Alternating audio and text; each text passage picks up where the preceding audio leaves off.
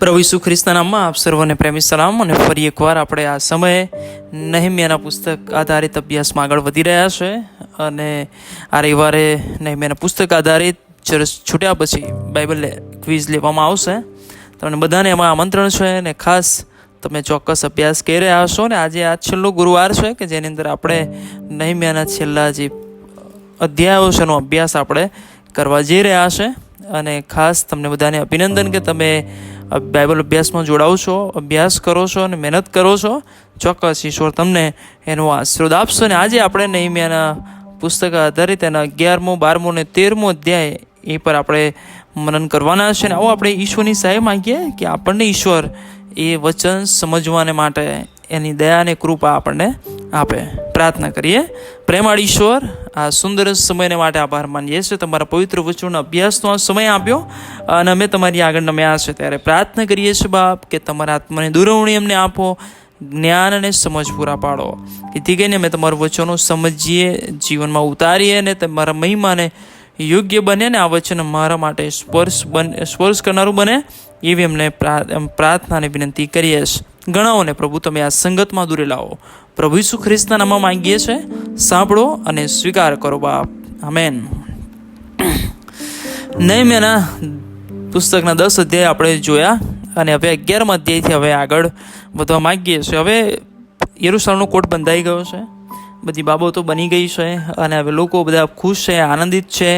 અને હવે જ્યારે યરૂશલેમનો કોટ બંધાઈ ગયો છે ત્યારે હવે વહેંચણી અને વ્યવસ્થાઓની વાત આપણે એમાં જોઈ શકીશું. 11મા અધ્યાયની પહેલી જ કલમ જે પ્રમાણે આપણને બહુ સ્પષ્ટ રીતે કહે છે કે યરૂશલેમની અંદર જે લોકોના સરદારો હતા એ બધા ત્યાં રહેવાને માટે ગયા ને ત્યાં વસ્યા. અને લખ્યું છે કે બાકીના લોકોએ પણ એ માટે ચિઠ્ઠીઓ નાખી કે દર 10માંથી એક માણસ પવિત્ર નગર યરૂશલેમમાં વસવા માટે જાય અને બાકીના 9 બીજા નગરોમાં રહેજો. આ બહુ સ્પષ્ટીકરણ એટલા માટે છે કારણ કે આખા એ યરૂશલેમની અંદર બધાને સમાવેશ કરવો એ શક્ય નથી અને બધા સમાવેશ થઈ શકે એવું હોય નહીં. અને એટલે બીજા 9 જે છે આ જે વ્યવસ્થા નહીં મેં ગોઠવી એ પ્રમાણે કે 10માંથી એક જણને પસંદ કરવામાં આવે. અને એટલાના માટે એમણે એ ચિઠ્ઠીઓ નાખી કે ભાઈ 10માંથી કોની પસંદગી કરવામાં આવે અને એ 10માંથી જે વ્યક્તિ પસંદ કરવામાં આવે જેનું નામ નીકળે એ યરૂશલેમમાં રહેવાને માટે જાય.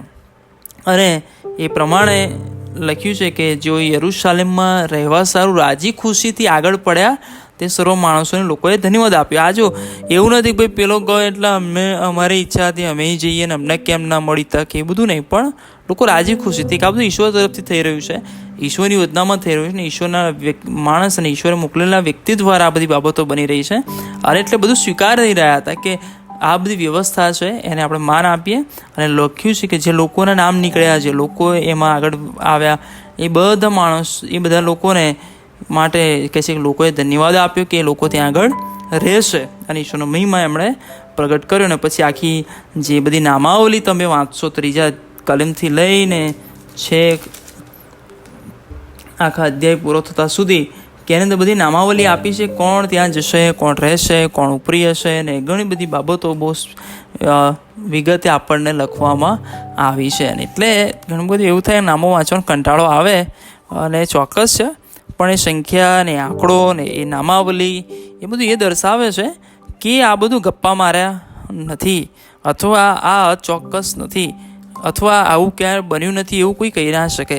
કારણ કે નામોની ચોકસાઈ ને નામોની બધી વિગતો અને કેટલા માણસો, કેટલી સંખ્યા અને કોણ ગયું, કોણ આગેવાન હતું અને શું કર્યું, બધી બાબતો આપણે એમાં જોઈ શકીએ છીએ. અને એટલે એક સ્પષ્ટીકરણ અથવા એની જે સચોટતા અને એની જે ગંભીરતા છે પવિત્ર શાસ્ત્રની આપણે એમાં વર્ણવી શકીએ કે એમાં ફક્ત એ બધી કહાનીઓ અને વાર્તાઓ અને દંતકથાઓ અને ગપ્પા મારે એવું કશું છે નહીં, અથવા મનમોહક બાબતો એવું નથી કે આપણે આમ મજા પડી જાય અને આમ ખુશ થઈ જાય એવું નથી. ઘણી વખત બાઇબલ વાંચતા આપણને એમ એવું લાગે કે આ કેમ છે, પણ એ ઇતિહાસ છે અથવા એની જે ચોકસાઈ છે, એ જે સમય ઘટના બની, જે લોકો સમાવેશ થયા, જે ના થયા, જે લોકો બીજે રહેવા ગયા, બધાની જે વિગતો છે એ આપણને એ સાબિતી આપે છે કે આપણે ઈશ્વરનું જે કાર્ય છે એ ચોક્કસ છે, વ્યવસ્થિત છે, વ્યવસ્થાનો દેવ છે. અને એ બધી બાબતોમાંથી સમય લોકોએ પણ જે સાથ સહકાર આપ્યો એ આપણે એમાં જોઈ શકીએ છીએ. એટલે 11મો અધ્યાય અને 12મો અધ્યાય બંનેની અંદર બધી વિગતો આપણે જોઈએ છીએ કે કેવી રીતે બધાને અલગ અલગ રીતે એ વર્ણવવામાં આવ્યા છે. અને 12મા અધ્યાયમાં પણ આગળ તમે છે ઘણી બધી બાબતો જોશો, પણ 27મી કલમથી પણ તમે આગળ થોડીક બાબતો અહીં આગળ લખવામાં આવી છે. ઉજવણીની વાત છે, કારણ કે આનંદ ઉલ્લાસનો સમય હતો એમનો, અને એટલે એ 27મી કલમથી તમે જો વાંચો તેમાં લખ્યું છે કે યરૂશલેમના કોટની પ્રતિષ્ઠાને પ્રસંગે લોકોએ લેવીઓને તેઓના સર્વ જગાઓમાંથી શોધી કાઢ્યા કે આ ભસ્તીનો ગાયનો કરતા હતા, જ્યાં જો સિતાર અને વીણાઓ વગાડતા ઉત્સાહથી પ્રતિષ્ઠા પર્વ પાડવા સારું તેઓને યરૂશલેમમાં લાવે. હવે આ જે ઉજવણી છે, આનંદ કરવો, અને તે સમય પણ લોકોને માટે બહુ ગર્વની વાત હતી, બહુ જાણે પ્રસંગ, જાણે ઇતિહાસની બાબત છે કે અમારો કોટ બંધાઈ ગયો છે અને એની પ્રતિષ્ઠા થાય. અને વાલાઓ, એ બહુ જરૂરનું છે કે તમે જે કાર્ય કરો એની અંદર ઈશ્વર જ્યારે તમને સંપૂર્ણતા આપે, જ્યારે તમે કાર્ય પૂરું કરો તો ઉજવણી કરવી જોઈએ. અને આપણે ગ્રેસ ચર્ચ તરીકે પણ નહીં 10 વર્ષથી પણ આપણે ઉજવણી કરીને દિવસે પણ જ્યારે તમે સ્થાપના કરી અથવા જ્યારે પ્રતિષ્ઠા કરી, જ્યારે ઈશ્વરનો આભાર માની ઉદ્ઘાટન કર્યું, ત્યારે પણ તમે ઈશ્વરનો આભાર માન્યો છે ને એ દિવસ યાદ કરવો બહુ જરૂરનું છે કે ઈશ્વરે આપણને એના માટે પસંદ કર્યા, એના માટે ઉપયોગી બનાવ્યા, એના માટે સહાય પૂરી પાડી, અને આપણે અત્યારે ઈશ્વરનું ભજન કરી શકીએ છીએ. અને અહીંયા આગળ આ લોકોને સલામતી, શાંતિ મળી, અને એમનો ઈશ્વર એ જગ જાહેર થયો કે ઈશ્વર એમની સાથે છે.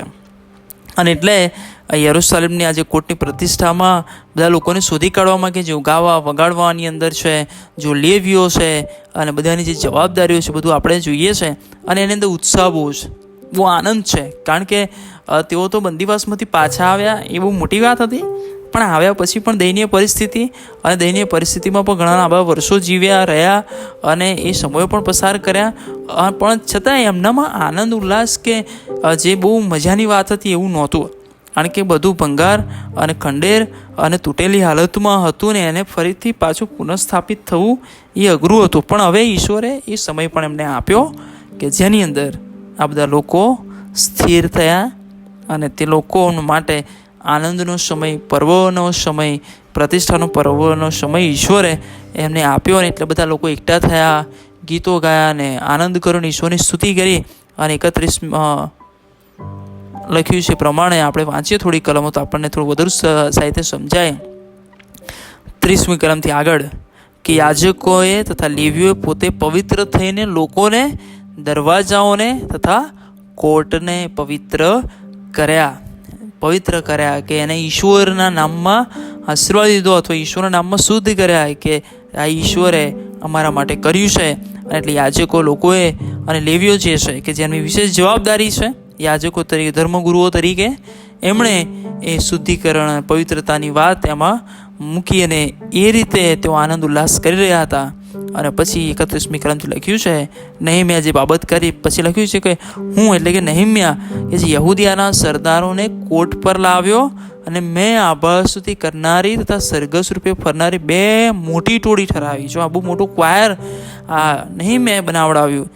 અને લખ્યું છે કે તેમાંથી એક જમણી ગમ કોટ પર કચરાના દરવાજા તરફ ચાલી, અને તેઓની પાછળ યહોશુઆ અને બધા આખા લોકો એ બધા ચાલ્યા. અને બીજી ટોળી 38મી કલમથી આગળ કે હું બીજા જે છે અડધા લોકોની સાથે તેઓની પાછળ કોટ ઉપર ભઠ્ઠીઓના બુરજની ઉપલી બાજુએ થઈને ઠેઠ પહોળા કોટ સુધી ગયો.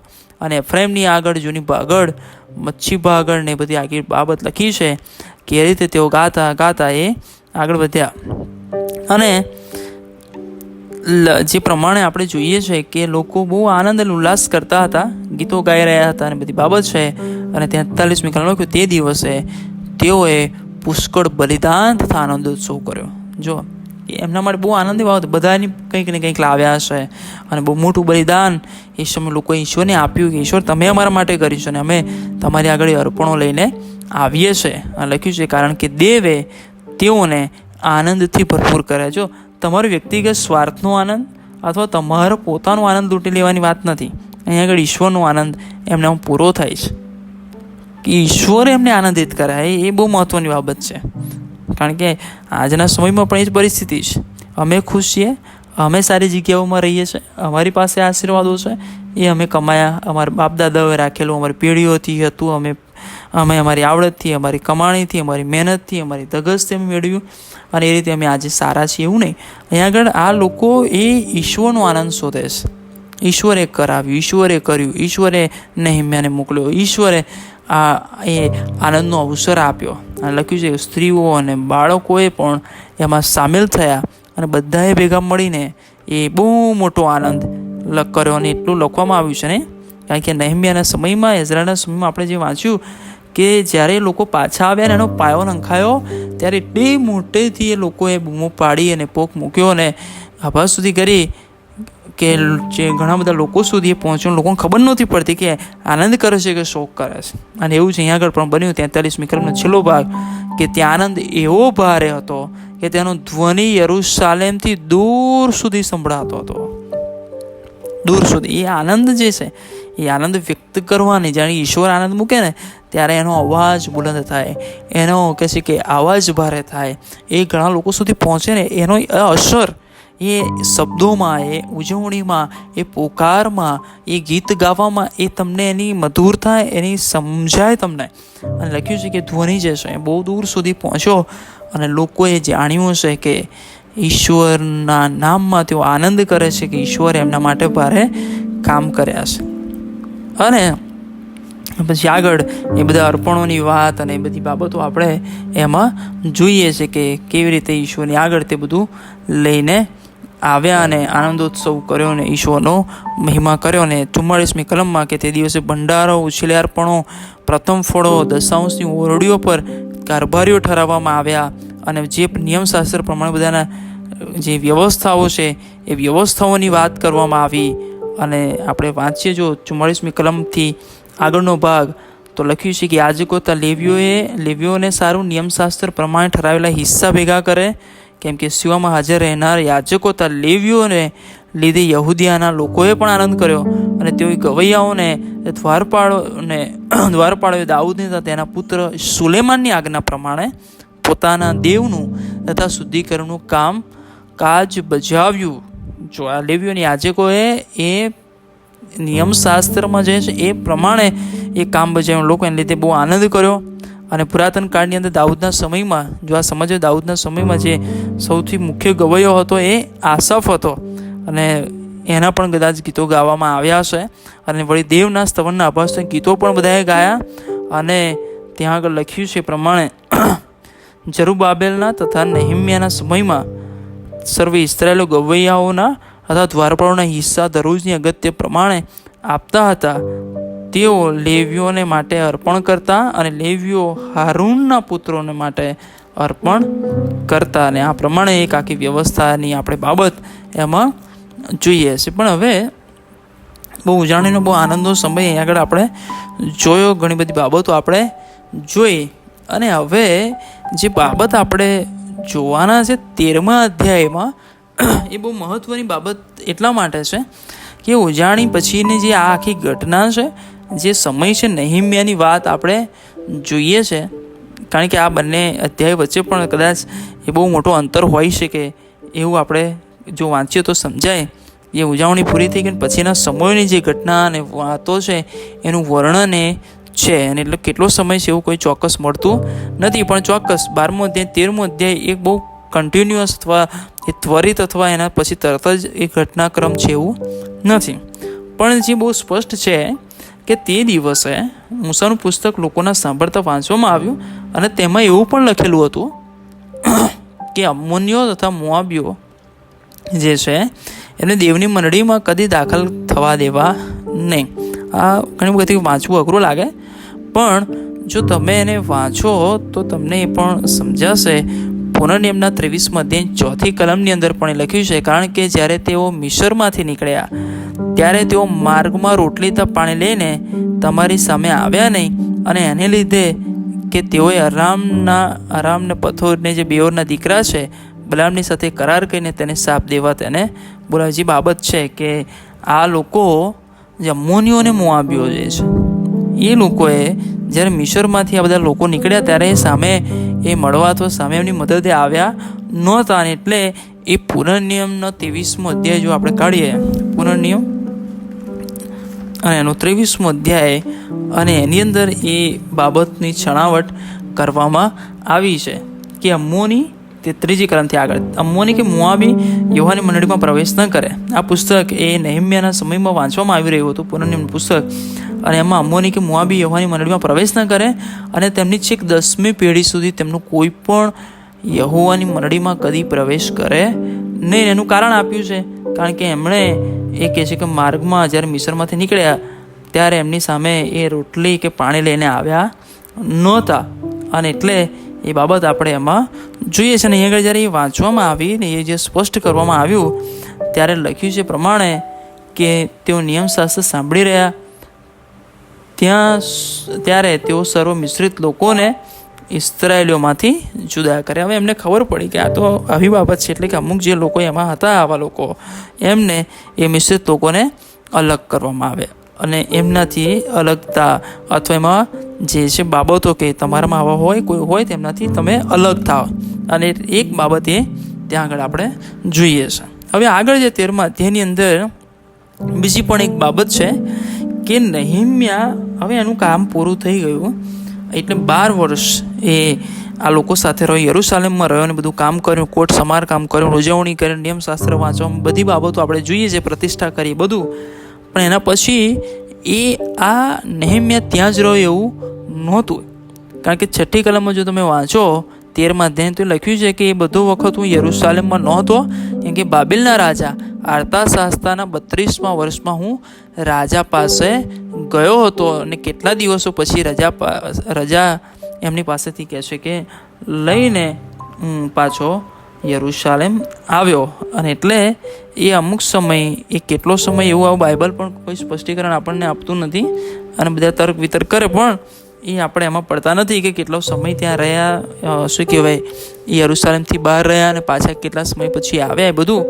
પણ એક ઘટના જે બની છે, જે બાબત બની છે, એના સંદર્ભમાં આ લખે છે કે જ્યારે નેહેમ્યા ત્યાં આગળ નહોતા તે સમયે એક યાજક છે જેનું નામ છે એલિયાશીબ, અને જેને કહે છે કે દેવના મંદિરની જે બધી ઓરડીઓ હોય ને એના કારભારી, કે સાફ સફાઈ છે કે નહીં, એનું બધું ચોકસાઈ છે કે નહીં, તાળું માર્યું કે નહીં, ખોલવામાં આવ્યું કે નહીં, અથવા એની અંદર જે બધી બાબતો મૂકી છે એ બરાબર છે કે નહીં, એનો એક કારભારી એને બનાવવામાં આવ્યો હતો. પણ એનો એક સગો હતો, એ સગાનું નામ છે ટોબિયા, અને એ ટોબિયાનું નામ આગળ પણ આપણે વાંચ્યું કે લખ્યું છે કે તેણે ટોબિયાને સારું એક મોટી ઓરડી બનાવી, જેમાં અગાઉ શું હતું, ખાદ્યાર્પણો હતા, લોબાન હતા, પાત્રો હતા, અને લેવીઓને ગવૈયાઓ હતા, દ્વારપાળોની આજ્ઞા પ્રમાણે આપેલા અન્નના, દ્રાક્ષરસના તેલના દશાંશો તથા યાજકોના ઉછેલિયાર્પણો ભરી રાખવામાં આવતા હતા. એ જગ્યા, એ ઓરડી એ આ ટોબિયાને એણે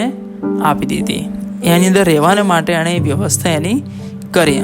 હવે મંદિરના અર્પણોને માટે, મંદિરના કામને માટે જે વ્યવસ્થાઓ છે એ વ્યવસ્થા એ કોના માટે આપી, એ રહેવાને માટે આપીને. બરાબર, આજે ઘણા બધા ચર્ચોમાં આ બધી પરિસ્થિતિના બાબતો છે કે જ્યાં ચર્ચની વસ્તુઓ હોય ત્યાં સમાજની વસ્તુઓ મૂકવામાં આવે, કોકના ઘરની વસ્તુઓ મૂકવામાં આવે, લોકોની વસ્તુ મૂકવામાં આવે, અથવા બીજા કામના માટેની વસ્તુ મૂકવામાં આવે. ઈશ્વરની જગ્યા, ઈશ્વરનું સ્થળ, ઈશ્વરનું ઘર, એ ઈશ્વરની જગ્યા છે, જેના માટે જે ઠરાવ્યું છે એ જ મૂકવામાં આવે.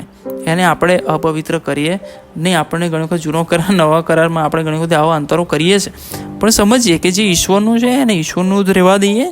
બરાબર છે, તમને તમારી વ્યવસ્થા ઈશ્વરે આપી જ છે, પણ તમે ઈશ્વરની ચોરી લેવાના આપણે દશાંશો તો ચોરી જ લઈએ, પણ સાથે સાથે આવી પણ ઘણી બધી બાબતો એ મંડળીઓમાં, ચર્ચની અંદર આપણે જોઈએ છે. એટલે એ બધી બાબતો અહીંયા આગળ પણ તે સમયે આ એલિયાશીબ આજે કે જાતે કરી, અને એ યોગ્ય નહોતી. અને એટલે જ્યારે આ યરૂશાલેમમાં પાછા નેહેમ્યા આવે છે ને ત્યારે શું શબ્દો વાપરે ખબર છે કે હું યરૂશાલેમ આવ્યો. 7મી કલમમાં આપણે વાંચીએ, હું યરૂશાલેમ આવ્યો ત્યારે એલિયાશીબે ટોબિયાને સારું દેવના મંદિરના આંગણામાં ઓરડી બાંધી જે દુષ્કર્મ કર્યું હતું ને એને મને ખબર પડી. એણે જાતે કીધું ને, મેં આવી વ્યવસ્થા કરીને આવું કર્યું છું, એણે નહોતું જણાવ્યું, પરંતુ એ જાણવામાં આવ્યું ને એટલે લખ્યું છે કે મને બહુ દુઃખ લાગ્યું, મને બહુ ખોટું લાગ્યું કે આ કેવી રીતે શક્ય બને ને આવું કેવી રીતે થાય ને આવું કેવી રીતે થવા દેવામાં આવે. અને નહેમ્યાએ શું કર્યું? નહેમ્યાએ લખ્યું છે કે તેથી મેં ટોબિયાના ઘરનો સર્વસર સામાન મેં ઓરડીમાંથી બહાર ફેંકી દીધો, અને લખ્યું છે કે મેં ઓરડી સાફસૂફ કરવાનો મેં હુકમ કર્યો, અને તે પછી દેવના મંદિરના પાત્રો, ખાદ્યાર્પણો તથા લોબાન હું તેમાં પાછો લાવ્યો. વાલો કેટલી બધી હિંમત કરી, અને જાણે આપણને એવું લાગે દાદાગીરી કરે છે, બોસ હોય ને એવું વર્તન લાગે.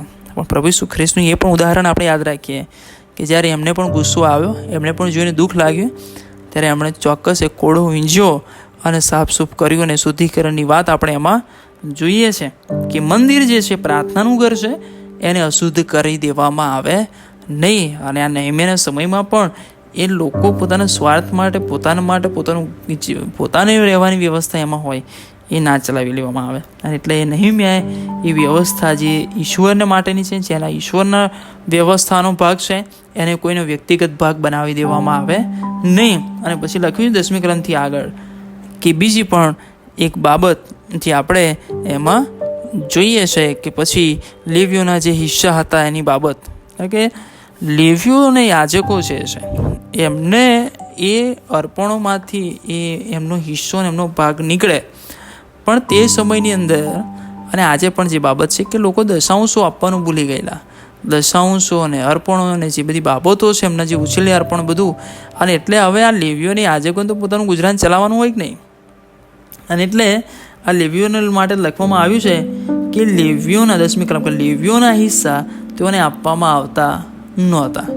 અને તેથી લેવીઓને જે ગવૈયાઓ છે એ પોતપોતાના ખેતરોમાં ચાલ્યા ગયા. કેમ? કારણ કે એમણે પોતાનું જીવન નિર્વાહ કરવાનું છે ને, એટલે એ ખેતરો ખેડવા એ એમની જિમ્મેદારી અથવા એમનું કામ નહોતું, પણ હવે એમણે કરવું પડે છે.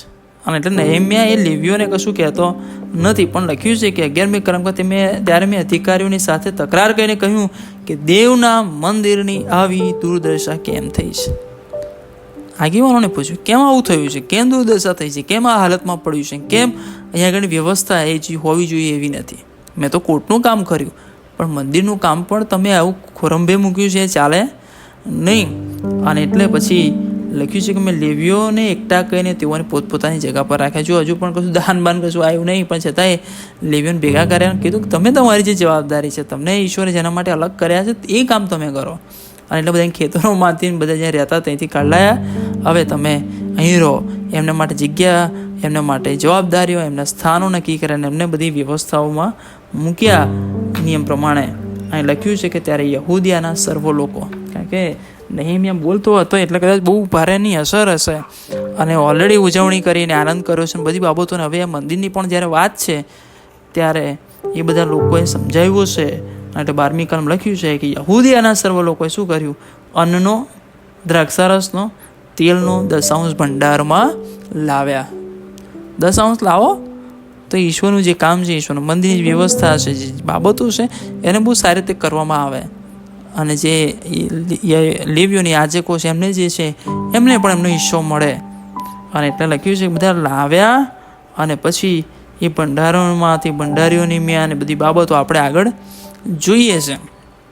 પણ બહુ મહત્વની બાબત છે આજના સમયમાં આપણે મંડળીઓની અંદર આ પ્રશ્ન છે, વાતો બહુ કરવામાં આવે છે લેમેનો દ્વારા પણ, બાળકો દ્વારા પણ, અને આગેવાનો દ્વારા પણ, અને પ્રભુના સેવક સેવિકાઓ અધિકારીઓ દ્વારા પણ, કે હવે પૈસા નથી, નાણાં નથી, વહીવટ બરાબર નથી, ને શું કહેવાય કે મેન્ટેનન્સના પૈસા નથી, પગારના પૈસા નથી, અને નવું કંઈ કરવાની જગ્યા જે છે એને ચલાવીએ એ જ બહુ મોટી વાત છે. ને આ બધા પ્રશ્નો છે આજે, પણ એનું કારણ એ છે કારણ કે એ વ્યવસ્થાઓ જે છે એ વ્યવસ્થાઓમાં આગળ વધ્યા નથી.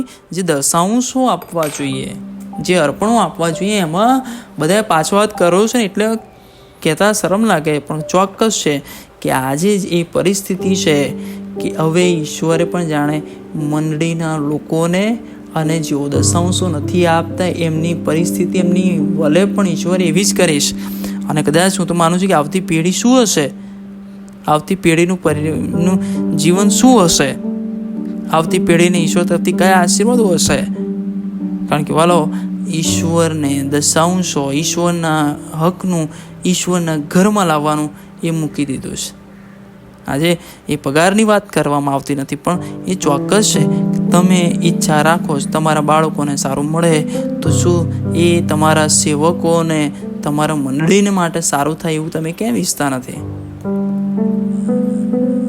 અને વાલાઓ, દશાંશો એ આપવાનો નિયમ એ બાઇબલમાં છે અને બાઇબલ તો એવું કહે છે કે ઈશ્વરનું છે. અને એટલે આ પ્રશ્ન સાથે પણ એ ચર્ચા કરી. એક પ્રશ્ન આપણે એ જોવા કે અમોન્યો અને મોઆબીઓને મંડળીમાં રાખવા નહીં, એમને અલગ કરવાની વાત થઈ.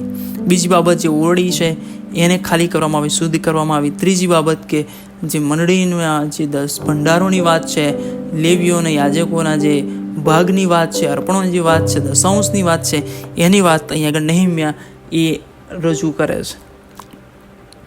પછી જે આગળ આપણે બાબત જોઈએ છે 15મી કલમથી આગળ કે નહેમ્યા છે એનું ઓબ્ઝર્વેશન બહુ ભારે છે.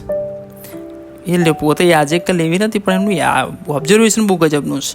અને 15મી કલમ શું કહે છે કે તે સમયે યહૂદિયામાં કહે છે કે મેં કેટલાયક લોકોને સાબાથોએ દ્રાક્ષો પીલતા, ગધેડા પર પૂળીઓ લાદતા અને દ્રાક્ષો, અંજીરો તથા સર્વ પ્રકારના બોજા યરૂશલેમ લાવતા જોયા અને તેઓને અન્ન વેચતા મેં જોયા. અને તે જ દિવસે શું કર્યું? મેં તે જ દિવસે તેઓની સામે વાંધો લીધો. અને લખ્યું છે કે યરૂશાલેમમાં તોના માણસો પણ રહેતા હતા, જો માસે સર્વ પ્રકારનો માલ લાવતા તે સાબાથી યહૂદિયાના લોકોને વેચતા અને યહૂદી લોકોએ લઈ લેતા. અને લખ્યું છે પ્રમાણે કે આ વાંધો લીધો. અને 17મી કલમમાં લખ્યું છે ત્યારે મેં યહૂદિયાના અમીરો સાથે તકરાર લઈને તેઓને કહ્યું કે તમે આ કેવું દુષ્ટ કામ કરો છો અને સાબાત દિવસને ભ્રષ્ટ કરો છો. શું તમારા પિતૃઓ એમ નહોતા કરતા? તે કારણથી આપણો દેવ આપણા પર તથા આ નગર પર આ સર્વ હાનિ લાવ્યો નથી. તો પણ તમે કહે છે કે સાબાતને ભ્રષ્ટ કરીને ઇસ્રાયેલ પર હજી દેવનો કોપ વધારે લાવો છો. બરાબર, આ સાબાત વારની પણ આ વાત છે કે એક સમય એવો હતો કે મંડળીઓની અંદર સાબાત એટલે પવિત્ર વાર અને લોકો ઘરે રહેતા, ઉજવણી કરતા, આનંદ કરતા. પણ આજે આ પરિસ્થિતિ છે કે મંડળીઓની અંદર પણ સાબાત વારની કોઈ વેલ્યુ નથી, પવિત્ર વારની કોઈ લોકોને પડી નથી. પવિત્ર વાર પાડવો, ઈશ્વરના મંદિરમાં જો, ઈશ્વરના ઘરમાં જો. આજે તો એટલા બધા એડવાન્સ થઈ ગયા છે, પ્રભુના ઘરમાં જવાની જરૂર નથી. ઘેર બાઇબલ વાંચો, પ્રાર્થના કરો, પૂરું. અને વાલો, ઈશ્વરના ઘરનો ત્યાગ કરો છો, સાબાત વારનો ત્યાગ કરો છો, ઈશ્વરના નિયમનો ત્યાગ કરો, ઈશ્વરના આશીર્વાદનો ત્યાગ કરો છો. અને એટલે વાલો, આજે દુર્દશા આપણે દેખાય છે, જણાવવાની જરૂર નથી, અનુભવાય છે, કહેવાની જરૂર નથી. સમજીએ કે આપણે શું કરીએ છીએ. એક જ કામ આજે જે થઈ રહ્યું છે મોટા ભાગે મંડળીઓની અંદર અને ખ્રિસ્તી કહેવાતા લોકોના જીવનોની અંદર કે ઈશ્વરનો કોપ દિવસે દિવસે વધારે ને વધારે લાવવામાં આવ્યો છે. એનું કારણ પણ આ છે. અને એટલે મેં તો પછી બધા નિયમો બધી બાબતો ઠરાવી કે ભાઈ સાબાત દિવસ છે ને, એના આગલા દિવસે સૂર્યાસ્ત થાય એટલે પતી ગયું. તમારે તે દિવસે યરૂશલેમની ભાગોળો બંધ કરી દેવાની અને સાબાત પૂરો થાય એ પહેલાં ઉઘાડવાની ને એવી આજ્ઞા આપી દીધી અને બધી વ્યવસ્થાઓ કરી દીધી. અને લખ્યું છે 20મી કલમમાં કે તેથી વેપારીઓ તો સર્વ પ્રકારનો માલ વેચનારો 1-2 વખત યરૂશલેમની બહાર મુકામ કર્યો. ત્યારે મેં તેઓને ચેતવણી આપીને તેઓને કહ્યું કે તમે કોર્ટની આજુબાજુ કેમ ઉતરો છો. અને એટલે એ પ્રમાણે એમણે સંપૂર્ણ કાળજી પણ લીધી. અને 20મી કલમ લખ્યું છે, મેં લેવીઓને આજ્ઞા કરી કે સાબાત દિવસને પવિત્ર રાખવા સારું, તો પોતે શુદ્ધ થાય ને ભાગોળોની સંભાળ રાખે. અને એ બહુ સ્પષ્ટતાથી એ નહીં એમની સાથે વાતચીત કરે છે કે ભાઈ લેવીઓને કીધું કે તમે પોતે શુદ્ધ થાઓ, તમારે બહુ શુદ્ધ થવાની છે, તમારે જવાબદાર વ્યક્તિઓ છો, તમારે પણ આ બધી તકેદારી એ રાખવાની છે કે આગળ સબ્બાત દિવસ એ પવિત્ર એ પડાવવામાં આવે. બીજો એક પ્રશ્ન એ 23મી ક્રમથી આગળ એ આપણે જોઈએ છે કે ત્યાં આગળ બધા અગાઉ પણ પ્રશ્ન હતો, નેહેમિયા પણ એ ચર્ચા કરી અને એઝરા પણ એ ચર્ચા કરે છે કે આ બધા લોકોએ અન્ય વિશ્વાસની સ્ત્રીઓ સાથે લગ્ન કર્યા, એમણે પોતાની સ્ત્રીઓને વિશ્વાસીઓને આપી. એટલે હવે જે વાતાવરણ કેવું બન્યું, મિશ્ર ભાષા બોલનારો અને મિશ્ર ભાષા બોલનારું છે અને સાથે ઘણા ભાષા આવડે છે, ઘણાને આવડતી નથી. અને એવી બધી બાબતો આપણે અહીંયા આગળ જોઈએ છીએ. 23મી કલમમાં જો લખ્યું છે કે જે યહૂદીઓએ આસ્તુતિ, અમ્મોની તથા મોઆબી સ્ત્રીઓ સાથે લગ્ન કર્યા તેઓને મેં જોયા, તેઓના છોકરા અડધું આસ્તુતિ ભાષામાં બોલતા અને તેઓની યહૂદીઓની ભાષા આવડતી નહોતી. એટલે પોતાનું જે વતન છે, જે પવિત્ર ભાષા અથવા જે યહૂદી ભાષા, જે હિબ્રુ ભાષા છે, એ આ બધા લોકોને આવડતી નથી. એટલે જાણે એનું અસ્તિત્વ મટી જશે. તો અસ્તિત્વ મટી જાય તો જે શાસ્ત્રો છે એનો અભ્યાસ નહીં કરે અને શાસ્ત્રો પ્રત્યેની ગંભીરતા નહીં સમજે, વચનો નહીં સમજે. અને એટલે નહેમ્યાને બહુ ખોટું લાગ્યું. અને એટલે નહેમ્યાએ શું કર્યું? નહેમ્યાએ 25મી કલમ લખ્યું છે કે મેં વિરુદ્ધ થઈને તેઓનો તિરસ્કાર કર્યો. તેઓ મને કેટલાકને માર્યા ખરા, માર્યા અને વાળે ફાંસી કાઢ્યા. અને તેઓ પાસે દેવના સમખવડાય કે અમારે પોતાની પુત્રીઓ તેઓના પુત્રોને દેવી નહીં, અને તેઓની પુત્રીઓ અમારે પોતાના પુત્રો માટે કે પોતાને માટે લેવી નહીં. બરાબર, જો કેટલો બધો ગુસ્સો આવ્યો હશે કે એક આગેવાન થઈને બધાને મારવા ચડે, મારે વાળ ફાંસી કાઢે અને એમની જો સમખવડાવે. ફૂલ દાદાગીરી. નહીં, આપણને એમ લાગે કે આ તો કદાચ તમે આવા પાદરીને જોઈ જાઓ, તમે તો ના કરવાનો હોય, ના દુશ્મન બન્યા હોય તો સામેથી દુશ્મન બનીને એમની વિરુદ્ધ થઈ જાય કે આ પાદે તો જોઈએ જ નહીં, આવા પાદે ચાલે. તેનું અસભ્ય વર્તન છે, નામ છે ને તેમ છે ને. આજે તો એ બધા ઘણા બધા લાંબા વિષયો છે. પણ અહીંયા આગળ જે વાત છે કે એક આગેવાન છે પણ છતાંય પોતાનું ભાન ગુમાવી દે છે અને જાણે લોકોની વિરુદ્ધ થઈને પોકાર પણ કરે છે, ગુસ્સે થાય છે, સમ ખવડાવે છે કે આ બધું ખોટું છે, આ ના જ થવું જોઈએ, આ ના ચાલે, આનું પરિણામ નહીં સારું આવે, એનું ભવિષ્ય, એના લીધે ભવિષ્યની મંડળી સારી નહીં, ભવિષ્યની અંદર સારી બાબતો નહીં જોઈ શકો. બાળકો અત્યારથી આવા છે, ભવિષ્યમાં કેવા હશે? અને એટલે વાલાઓ આપણે જુવાનો તરફ લક્ષ આપી રહ્યા છે, આપણે બાળકો પર લક્ષ આપી રહ્યા કે તેઓનું જીવન એ બદલાય. અને આ નહેમ્યા તો ઘણી બધી બાબતો કહે છે કે શું આગળ પણ ઘણા બધા લોકોએ આવું નહોતું કર્યું. અને એ સુલેમાનની વાત કરે છે કે એમણે એવું કર્યું અને ઘણા બધા લોકોએ અન્ય સ્ત્રીઓ સાથે લગ્ન કર્યા અને બધું. અને એટલે કહે છે કે તમે પરદેશી સ્ત્રીઓ સાથે પરણીને અમારા દેવની વિરુદ્ધ ઉલ્લંઘન કરીને આવું મોટું પાપ કેમ કરીએ? અને એટલે એ બધી પાપની બધી બાબતો એ જોઈએ છે કે એ ના કરે. એટલે આ પણ પ્રશ્ન. અને 28મી કલમમાં બીજી એક બાબત કે સાનબલાટ જે અને ટોબિયાની જે વાત છે આપણે જોઈએ છે કે જેમણે એ વિરુદ્ધ થયેલા એ કોટ બાંધવાની. અને અત્યારે જ્યારે સાનબલાટના જમાઈની વાત આવે છે ત્યારે કહે છે કે મેં મારી સામેથી એને હાંકી કાઢ્યું કે આવા માણસોની જરૂર નથી જે કે ઈશ્વરના કામમાં દખલ કરે.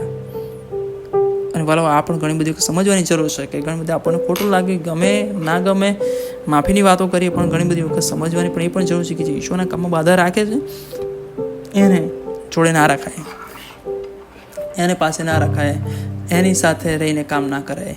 કારણ કે ક્યારે દગો કરે એ આપણે જાણતા નથી. અને એવા માણસોની સાથે રાખવાથી આપણે એ વિશ્વાસીઓને પણ ઠોસ પહોંચાડી. આ ચોક્કસ એમનું તારણ થાય, એમને બચાવવામાં આવે, એમનું સારું થાય, પણ એમને એના માટે અલગથી એને તૈયાર કરવામાં આવે. કારણ કે આવા લોકોને સાથે સાવચેત રહેવું બહુ જરૂર છે. અને આ નહેમ્યા મોટો આગેવાન છે, બહુ મોટું કામ કર્યું છે, બહુ મોટી પદવી ધરાવતો હતો, ત્યાંથી આગળ આવ્યા. અને હવે અત્યારે એ આ બધી બાબતો, આ પ્રશ્નો જે લોકોએ ના જોઈએ, લેવીઓએ ના જોઈએ, યાજકોએ ના જોઈએ, એક આ લેમેન જોતો હોય એવું આપણને લાગે છે. એટલે બરાબર આ બહુ સમજવાની જરૂર છે આ બધા પ્રશ્નો વિશે કે આપણે ક્યાં છીએ અને શું પરિણામ એનું આવી શકે. આ નહેમ્યાને ખબર પડી. નહેમ્યાન તો હમણાં જ પાછું જઈને આવ્યો છે, એ તો પાછું જઈને ત્યાં તો એનું સુખ સાહેબી છે જ. પણ આ જે વસવાટ કરે જે લોકો છે એમનું શું થશે? ભવિષ્યનું શું થશે? મારા દેશનું શું, મારા રાષ્ટ્રનું શું થશે? પ્રજાનું શું થશે? અને વાલો આજે આ ચિંતાનો વિષયો ઘણા બધા આપણી પાસે છે. આંખો ખોલીએ, જોઈએ, સમજીએ કે શું થઈ રહ્યું, શું બની રહ્યું છે, શું થવા બેઠું છે. અને વાલો ઈશ્વર ચોક્કસ માર્ગ કાઢશે. ઘણી જગ્યાએ તમારે બોલવું પડે, ઘણી જગ્યાએ ઊભા થવું પડે, ઘણી જગ્યાએ તમને લોકો ખોટા ઠેરે અથવા લોકો તમને ન ગમે એવું પણ બને. પણ ચોક્કસ ઈશ્વર તમારા દ્વારા કામ કરશે. લોકો સાંભળશે, પણ હિંમત કરવાની પણ જરૂર છે. નહીં મેં આટલું બધું કારણ ભાઈ બધાની જોડેથી વાહ લેવાના સમયો હતા, લોકોની જોડે થેન્ક યુ કહેવાના સમયો હતા. પણ ના, એણે જે બધી બાબતો જોઈ એની સામે પગલાં લીધા અને એની સામે નિયમો ઠરાવ્યા અને એની સામે પોતે પણ કડક થયા. આપણે પણ સમજીએ એવી પરિસ્થિતિઓને. ચોક્કસ ઈશ્વર આપણી મંડળીને અને આપણા કુટુંબોને, આપણા બાળકોને, આપણા જુવાનોને અને આપણા ઘરને પ્રભુ આશીર્વાદિત કરશે. આ વચનને માટે ઈશ્વરનો આભાર માનીએ. અને ફરીથી આપ સર્વને અભિનંદન, તમે અભ્યાસમાં જોડાયા છો અને ચોક્કસ પરીક્ષામાં પણ ભાગીદાર થજો અને બીજાઓને પણ ઉત્તેજન આપજો. આવો પ્રાર્થના કરીએ. ઈશ્વર પિતા, આભાર માનીએ છીએ સુંદર બાઇબલ અભ્યાસ માટે, તમારા સેવક નહેમ્યાના જીવન માટે કે આ મહિનો અમે અભ્યાસ કરી શક્યા. આગળના મહિનાને માટે પણ અમને યોગ્ય પુસ્તક પણ તમે આપજો કે જેનો અમે અભ્યાસ કરી શકીએ અને અમારા જીવનો વિશે વિચાર કરી શકીએ. અને મારી મંડળીને પણ તમે આશ્વય કરજો. અને પ્રભુ અમે પણ નહેમ્યાની જેમ તમારી સેવા કરનારા, આંખો ખુલ્લી રાખીને એ જે પ્રશ્નો છે, ખોટું છે, એની સામે ઊભા રહેનારા બનીએ એવું તમે થવા દેજો. અમારી આ પ્રાર્થના પ્રભુ ઈસુ ખ્રિસ્તના નામમાં માંગીએ છીએ, માટે સાંભળો ને સ્વીકાર કરો. આમેન. હવે આપણા તારનાર પ્રભુ ઈસુ ખ્રિસ્તની કૃપા, દેવ બાપનો પ્રેમ, પ્રભુ પવિત્ર આત્માની દિવ્ય અને મીઠી સંગત અને એનો આશીર્વાદ આપણા સર્વની સાથે, બાઇબલ અભ્યાસમાં જોડાયેલ વાલાઓની સાથે અને તેના સર્વ લોકોની સાથે હમણાંથી સદા સર્વકાળ સુધી રહો. આમેન.